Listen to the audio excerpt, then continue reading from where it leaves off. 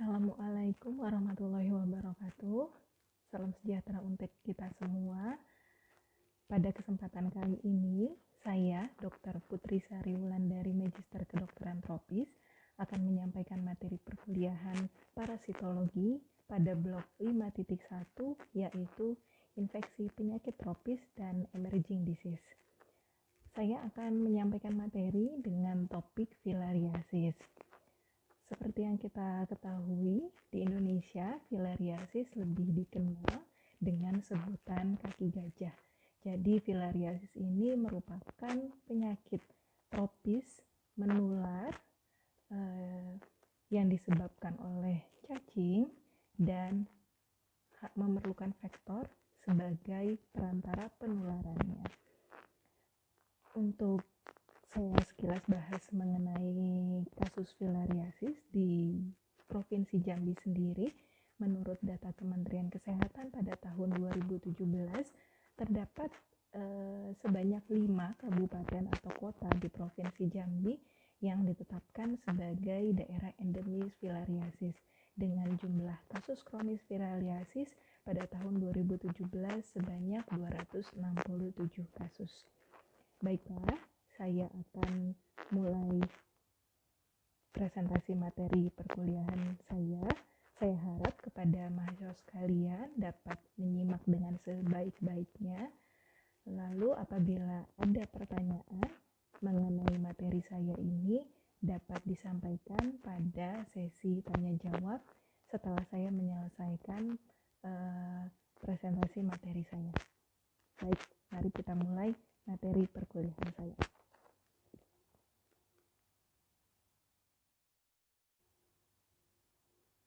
Oke, saya mulai. Ini adalah materi saya dengan topik filariasis atau kaki gajah. Jadi, ada beberapa poin-poin yang akan saya bahas pada materi perkuliahan ini, mulai dari pendahuluan, lalu definisi, etiologi, hospes reservoir, rantai penularan penyakit, patogenesis, gejala klinis, dan diakhiri dengan diagnosis. Mari saya mulai.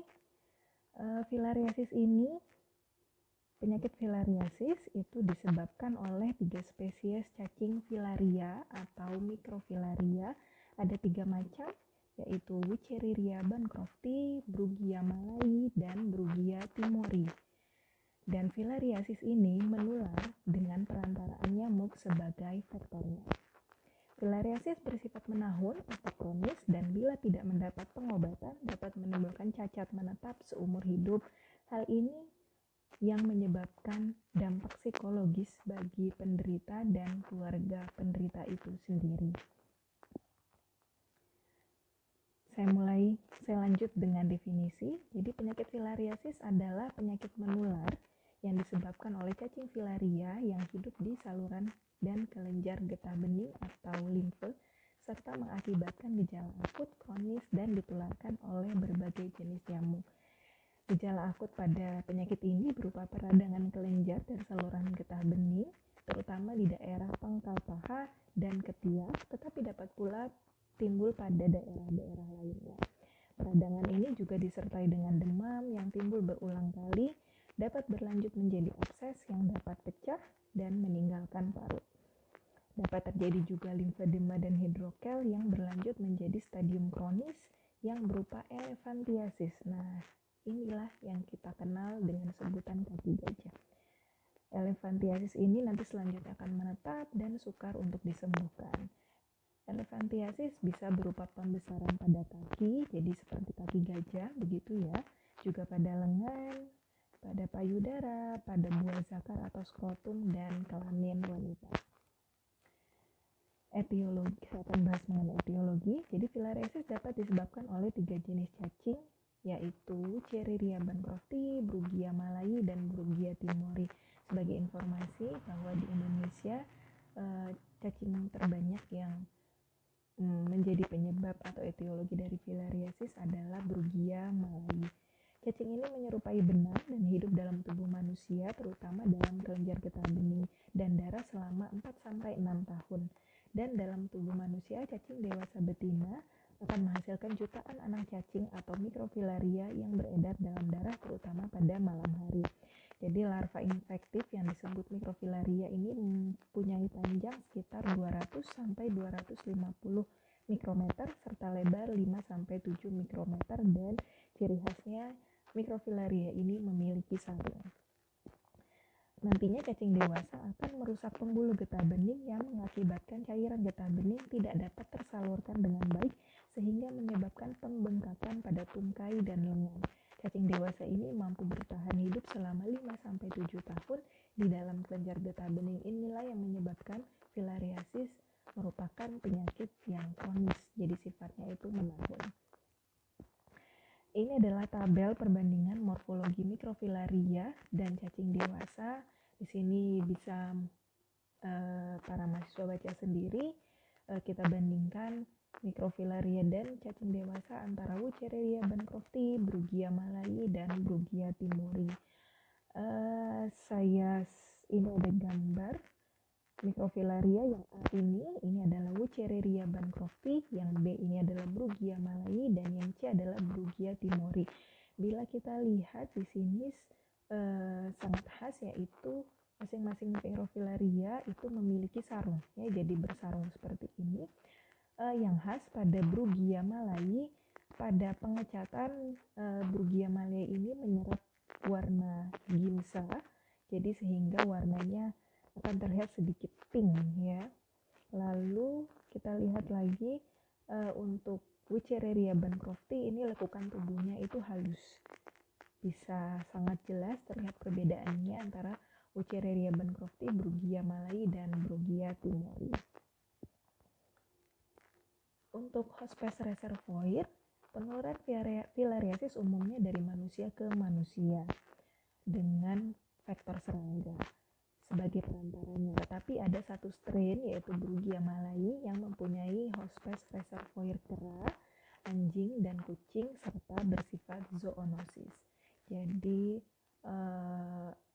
bisa menular dari hewan yang sudah saya sebutkan barusan.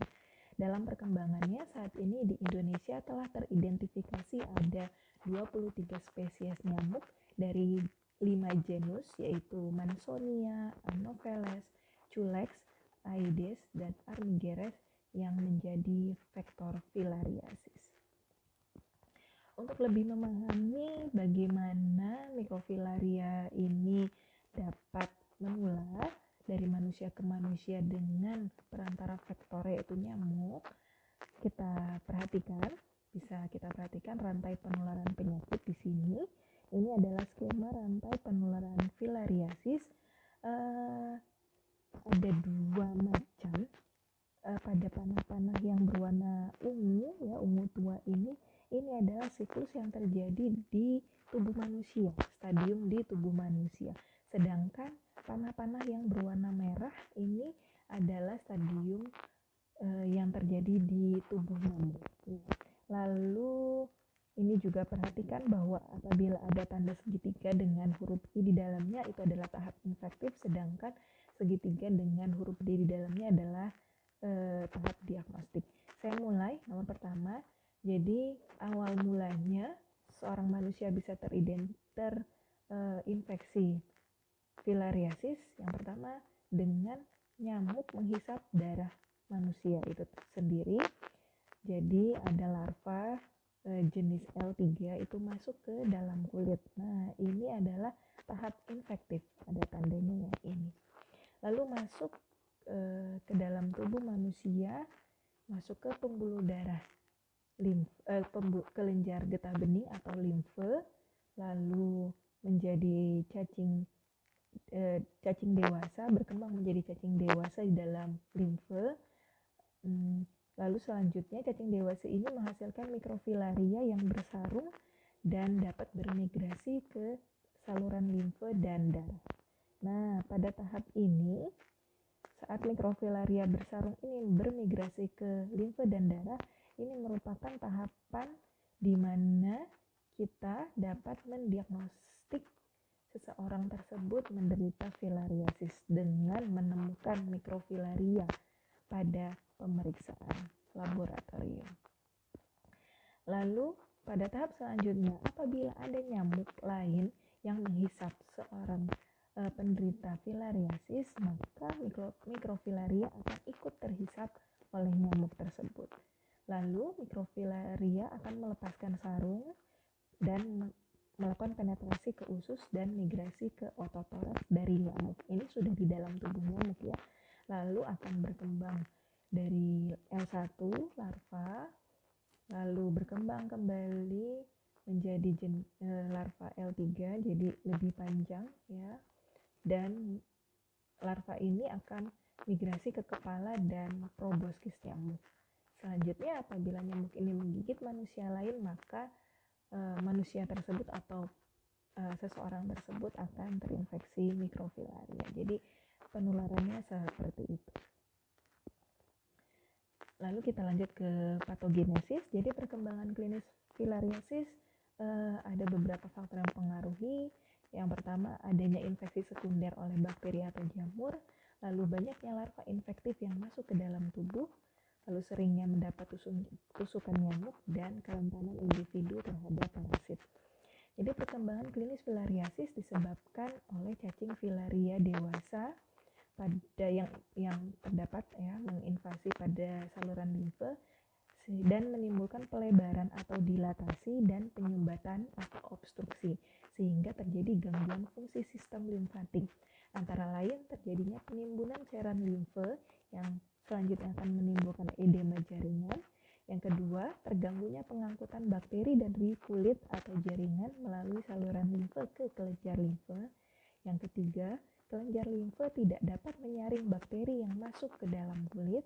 Yang keempat, infeksi bakteri berulang menyebabkan serangan akut berulang atau recurrent acute attack yang akan menimbulkan gejala peradangan lokal dan gejala peradangan umum. Lalu selanjutnya akan terjadi kerusakan sistem limfatik dan akan terjadi serangan akut berulang oleh bakteri atau jamur yang akan menyebabkan penebalan dan pengerasan kulit, hiperpigmentasi, hiperkeratosis, dan peningkatan pembentukan jaringan ikat atau fibrous tissue formation. Untuk gejala klinis dibagi menjadi dua, ada gejala klinis akut dan gejala klinis kronis. Gejala klinis akut terdiri dari limfadenitis, limfangitis, adenolimfangitis, disertai demam, sakit kepala, rasa lemah, dan timbulnya abses. Sedangkan gejala klinis kronis apabila penyakit filariasis ini sudah bersifat menetap atau menahun, biasanya terjadi limfedema, ada lymph scrotum, jadi pemberasaran dari skrotum pada pasien laki-laki, ada kiluria dan hidrokel. Ini adalah contoh gambar penderita filariasis, dapat kita lihat di sini. Ukuran kaki pasien tersebut sangat besar. Inilah yang sering kita sebut sebagai kaki gajah ya. Jadi ada penimbunan cairan limfe di sini. Ini juga pasien berikutnya, kita lihat ukuran kaki yang normal ini ya, normal, sedangkan ini adalah ukuran kaki gajah. Pada diagnosis sendiri, diagnosis dapat ditetapkan jika pada pemeriksaan darah atau tetes tebal ditemukan mikrofilaria di dalam darah tepi. Terkadang mikrofilaria juga ditemukan dalam kiluria, exudat varises limfe, dan cairan hidrokal. Jadi pemeriksaannya bisa diambil dari darah ya, karena mikrofil setelah cacing dewasa masuk ke dalam tubuh manusia, maka nanti cacing dewasa akan menghasilkan mikrofilaria yang akan masuk ke dalam kelenjar limfe maupun pembuluh darah. Jadi bisa dideteksi atau didiagnosis pada pemeriksaan darah, tetapi juga bisa ditemukan pada kiluria, exudat varises limfe, dan cairan hidrokal. Ada beberapa pemeriksaan yang dapat membantu menegakkan diagnosis. Yang pertama, tes provokasi DEC. Jadi mikrofilaria ini bersifatnya nokturnal, dapat ditemukan dalam darah tepi yang diambil pada waktu siang hari. Dengan sebelumnya seseorang yang diduga menderita filariasis ini diberikan DEC 2 mg per kilogram berat badan dan darah diambil 45-50 menit setelah pemberian obat. Lalu selanjutnya yang kedua dengan menghitung mikrofilaria. Jadi mikrofilaria dihitung dengan mengambil 0,25 ml darah yang diencerkan dengan aseta 3% sampai menjadi 0,5 cc dan dilihat di bawah mikroskop dengan menggunakan Sedgwick Refler counting cell. Lalu yang ketiga bisa dengan cara konsentrasi dengan menggunakan metode Knox, dilakukan dengan cara mengencerkan 1 ml darah ke dalam 9 ml air dan ditambahkan 1 ml formalin 2%. Kemudian dikocok dan disentrifuge dan endapan diperiksa di bawah mikroskop. Yang keempat, cara filtrasi, yaitu dengan cara pembersihan partikel padat dari suatu fluida dengan melewatkannya pada medium penyaringan atau septum yang di atasnya ada padatan yang akan terendapkan. Lalu yang kelima, dengan cara serodiagnosis, yaitu pemeriksaan serum dilakukan berupa skin test, complement fission test, hemagglutination test, immunofluorescence test, indirect fluorescent antibody test, dan juga ELISA. Lalu yang selanjutnya juga bisa dengan biopsi, Mazzocchi test, dan darah rutin. Baiklah, sekian materi perkuliahan saya pada kesempatan kali ini. Bila mahasiswa sekalian ada pertanyaan yang ingin disampaikan, mari kita buka di sesi diskusi tanya jawab. Saya ucapkan terima kasih atas perhatian semuanya. Semoga materi ini dapat bermanfaat. Wassalamualaikum warahmatullahi wabarakatuh.